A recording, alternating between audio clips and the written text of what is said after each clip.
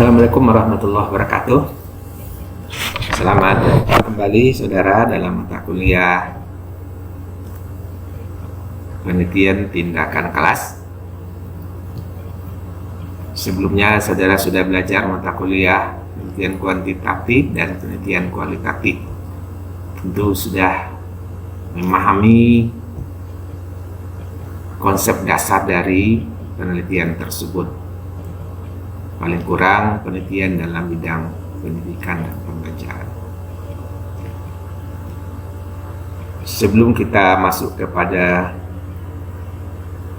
konsep dasar penelitian tindakan kelas, terlebih dulu kita lihat kembali sedikit tentang apa itu penelitian,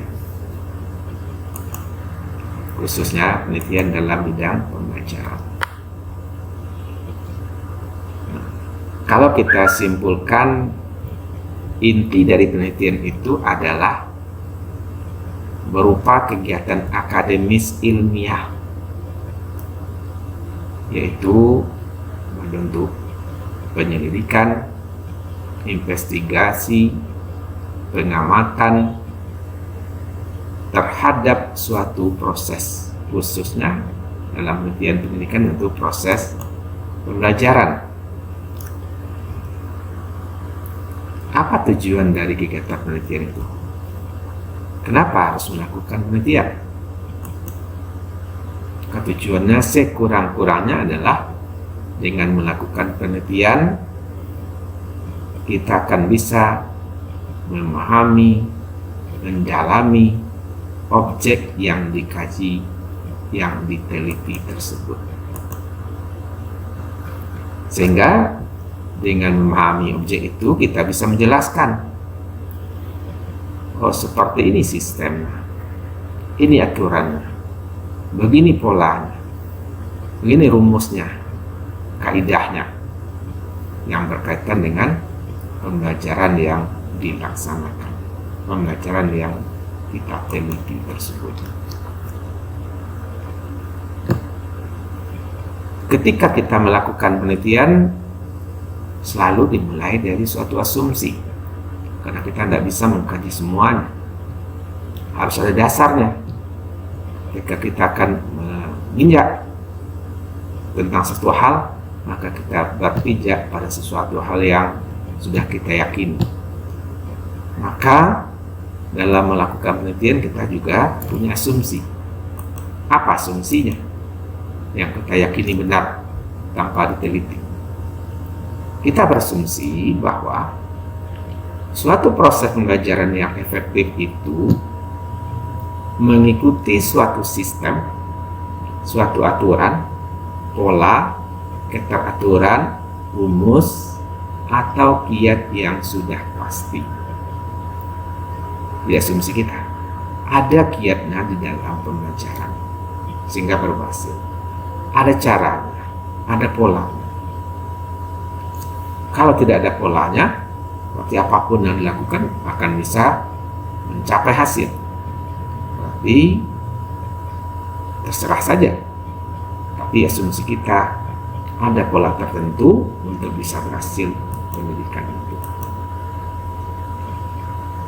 Maka kita yakini kiat yang kita gunakan itu akan menghasilkan pembelajaran yang efektif. Penelitian pada umumnya adalah mengkaji, mencari seperti apa kiat itu yang diungkapkan melalui penelitian. Kiat yang dimaksudkan itu seperti apa? Kita coba dalami melalui kegiatan penelitian. Apa bedanya antara kegiatan wartawan dengan kegiatan peneliti? Kalau kita lihat, wartawan untuk bisa menyampaikan hasil atau pemberitaannya itu dimulai dari merekam informasi, fakta dari kegiatan yang terjadi, Kemudian dideskripsikan yang siap untuk menjadi berita yang disajikan kepada audiens, kepada pembaca, kepada pemirsa. Mencari informasi, data direkam, diperoleh, kemudian dideskripsikan data tersebut untuk bisa dipahami oleh pendengar, oleh pembaca. Sedangkan peneliti, dia mengumpulkan data dengan cara mungkin bisa saja sama, mengamati, merekam, kemudian menganalisis hasil pengamatan tersebut, mengkajinya dengan menggunakan paradigma keilmuan yang dimilikinya. Jadi tidak langsung dideskripsikan, disampaikan, tapi dicoba ditelaah dengan menggunakan paradigma keilmuan. Saya bisa menjelaskan apa yang ada pada kejadian yang sedang diteliti tersebut. Ini tidak menyerahkan kepada pembaca dari hasil penelitian itu untuk menerjemahkan masing-masing. Coba dikaitkan dengan paradigma keilmuan yang ada. Ketika melakukan penelitian, apa sumbangan penelitian itu terhadap ilmu pengetahuan? Karena ilmu pengetahuan kan sudah ada saat ini. Kenapa kita melakukan penelitian? Apa yang akan kita berikan? Pertama, dengan melakukan penelitian bisa menambah ilmu pengetahuan. Semakin lama semakin banyak, semakin kompleks karena adanya orang meneliti, hasilnya diserahkan, disumbangkan untuk kemajuan ilmu pengetahuan. Yang kedua, penelitian itu bisa berfungsi untuk merevisi ilmu pengetahuan yang sudah ada. Mungkin yang selama ini dianggap sudah benar, ternyata setelah diteliti ada yang harus diperbaiki. Tidak persis seperti itu. Sehingga penelitian berfungsi untuk merevisi kebenaran ilmu pengetahuan. Yang ketiga, hasil penelitian bisa berfungsi untuk mendukung sepenuhnya ilmu pengetahuan yang sudah ada, untuk menambah keyakinan kita akan kebenaran pengetahuan tersebut. Sejalan apa yang ditemukan oleh peneliti dengan konsep pengetahuan yang sudah ada, sehingga meyakinkan kebenaran ilmu pengetahuan tersebut. Yang keempat, penelitian bisa juga mengganti kebenaran ilmu pengetahuan. Ternyata ilmu pengetahuan yang sudah ada tidak relevan lagi, tidak sesuai lagi, atau memang sesungguhnya tidak seperti yang dipahami, yang diperoleh pengetahuan selama ini. Dan dipuji, buktikan dengan berbagai variabelnya, ternyata ada perubahan, tidak persis sama, jadi bisa mengganti sama sekali. Bahkan hasil penelitian bisa menolak kebenaran ilmu pengetahuan yang sudah ada. Hanya bertentangan semua pemahaman selama ini terhadap keadaan yang sesungguhnya, sehingga mungkin bisa berubah isi dari pengetahuan itu berfungsi untuk menolong. Dengan demikian penelitian itu akan berfungsi untuk memverifikasi kembali pengetahuan yang sudah ada selama ini, untuk kita cek kembali, samping kita bisa menambahnya. Jadi dengan melakukan penelitian akan dapat mengembangkan ilmu pengetahuan.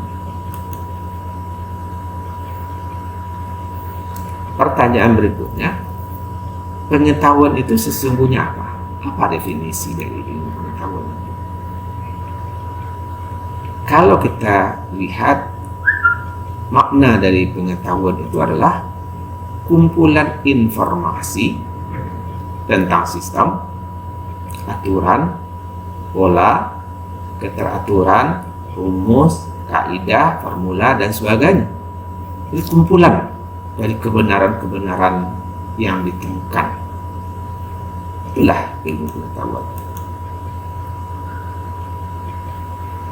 Apa manfaatnya punya pengetahuan? Kenapa orang harus punya pengetahuan? Karena dengan semakin banyak punya pengetahuan, maka akan semakin mudah, semakin jelas, semakin yakin, dan banyak hal yang bisa dilakukan.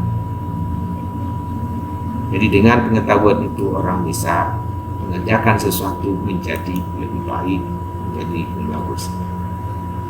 Nah, permasalahannya adalah apakah kita sebagai guru sudah mengajarkan ilmu pengetahuan itu di sekolah? Pertanyaan ini perlu kita jelaskan. Apa yang diajarkan di sekolah?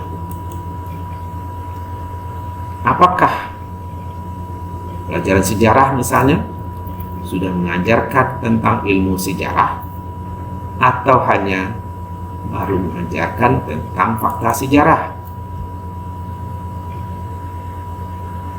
Apakah pelajaran geografi sudah mengajarkan ilmu geografi, atau hanya baru sekadar mengajarkan kepada anak untuk menghafalkan nama-nama tempat? Apakah pelajaran bahasa misalnya sudah mengajarkan kepada anak keterampilan berbahasa, atau hanya baru sekedar pengetahuan bahasa? Jadi ini perlu didalami, disadari oleh setiap pendidik. Sudahkah dia mengajarkan ilmu pengetahuan dalam bidang yang bersangkutan, atau baru hanya kulit-kulitnya, belum masuk kepada isi pengetahuan itu?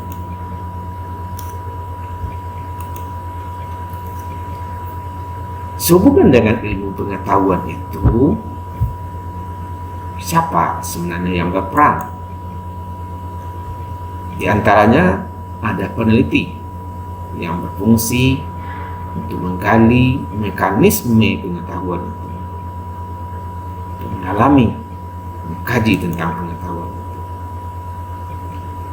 Yang kedua, penulis yang bertugas untuk mengumpulkan, menyusun, membukukan, dan menuliskan hasil kajian, hasil temuan yang sudah diteliti tersebut.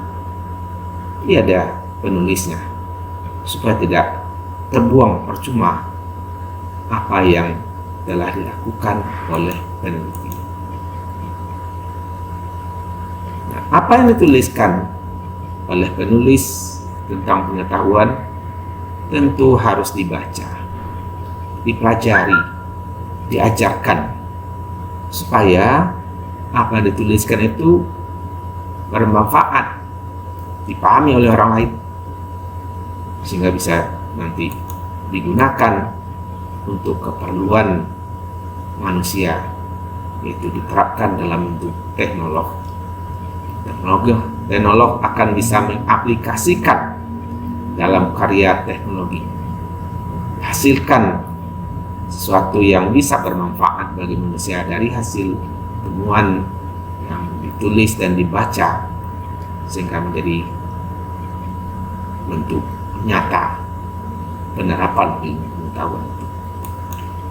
Nah, pertanyaannya, dari 4 peran ini, di manakah Anda? Idealnya tentu dari keempat-empatnya. Penelitinya juga, penulisnya juga, pembacanya juga, dan pelaku penerap teknologinya itu sendiri. Tetapi tentu masing-masing akan bisa mencoba untuk mengevaluasi dirinya. Apakah sudah berperan dari keempat bidang ilmu pengetahuan ini. Nah, ketika orang melakukan penelitian itu, pada dasarnya apa saja yang dilakukan? Tentu penelitian itu pasti dimulai dari pengamatan, mengumpulkan data melalui tes, wawancara, observasi, angket dan sebagainya, sehingga diperoleh data, diperoleh informasi tentang sesuatu. Data yang dikumpulkan itu dideskripsikan, direkam. Tidak hanya sekadar ada data, tapi direkam, dideskripsikan, kemudian dianalisis, dibahas.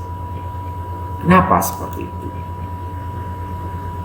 Sehingga bisa dipahami, bisa disimpulkan. Di data yang ada tanpa dianalisis mungkin tidak banyak mananya, tidak bisa yang bisa disimpulkan, maka perlu ada analisis. Di sinilah sebenarnya peran utama dari peneliti itu, bagaimana dia menganalisisnya, mengkajinya. Tidak hanya sekadar mengumpulkan data, tapi yang penting sekali adalah menganalisis supaya bisa dipahami data yang diperoleh tersebut. Contoh kegiatan penelitian itu, misalnya kalau kita ingin melihat prestasi siswa kaitannya dengan jenis kelamin, apa masalahnya? Misalnya, apakah nilai siswa putri lebih tinggi rata-ratanya dibandingkan siswa putra, bagus putra atau putri, misalnya. Lalu kita mencoba untuk menelitinya, rumuskan tujuan penelitian, sehingga nanti kita bisa mengkaji pengaruh jenis kelamin terhadap prestasi siswa SD misalnya. Dalam belajar bahasa Indonesia, ada tidak pengaruh dari jenis kelamin? Kalau itu yang akan dilakukan, maka kita rumuskan hipotesisnya.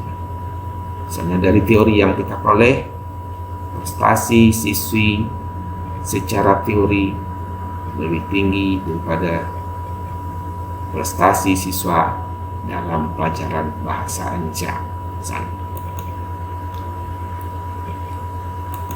Contoh lain adalah kalau kita mau mengkaji tersebut, parabelnya apa? Jadi yang akan kita teliti tentang prestasi siswa, si A bagaimana prestasinya, si B, si A itu dia prestasi seperti itu, jenis kelaminnya apa, sehingga nanti kita bisa mencoba untuk mengaitkan antara prestasi itu dengan jenis kelamin. Prestasi diperoleh dari hasil tes, nilai rapor dari guru dan sebagainya. Dan jenis kelamin ya diamati, gunakan indikator sesuai dengan pengaturan untuk mengelompokkan jenis kelamin. Lalu apa yang akan direkam kalau seperti itu penelitiannya? Jadi kita mencari daftar nilai dari siswa, dia putra seperti apa kita rekam, si A dia putra seperti apa. Kemudian daftar nilai dari siswa yang putri, sehingga kita bisa bandingkan, kita analisis beda dia atau tidak atau sama. Dari hasil analisis ini nanti bisa kita simpulkan, rupanya kalau siswi rata-ratanya lebih tinggi dari rata-rata prestasi siswa, maka untuk mengerjakan kegiatan-kegiatan yang berkaitan dengan bidang itu lebih utamakan yang perempuan.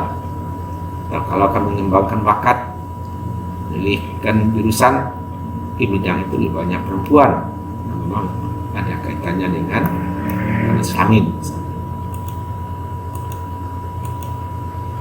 sehingga kesimpulannya jenis kelamin misalnya berpengaruh pada prestasi belajar. Itu contoh pengumpulan data, contoh permasalahan. Maka kita akan gunakan matematik, bahkan di daerah tertentu itu ada populasi, sampelnya, bagaimana teknik pengambilannya, itu tentu sudah dipelajari dalam mata kuliah penelitian kuantitatif. Sampel diambil, siapa populasinya, mana teknik pengambilan sampelnya, alat untuk menggunakan pengumpulan data dan sebagainya. Ini sudah dipahami. Dengan harapan bagaimana kita mengaitkannya dengan mata kuliah dalam bidang penelitian tindakan kelas.